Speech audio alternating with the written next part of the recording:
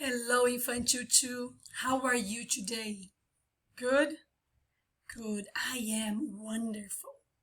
Infantil 2, today we are going to do a very nice and easy activity, okay? You're going to open your book on page 14. And right in the end of your book, you're going to find page 55. On page 55, you're going to find this: two birds and two little eggs.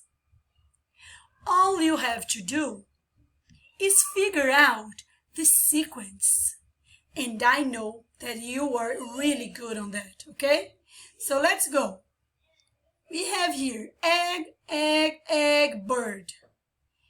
Egg, egg, egg. What is the next one? Think about.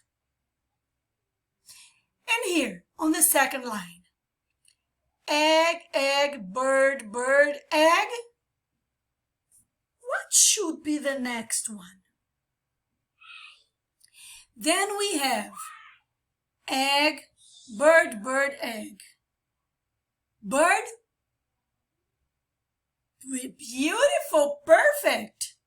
Then we have egg, bird, egg, bird, egg, bird. See, that's very easy. I'm gonna ask you to show me next class, okay?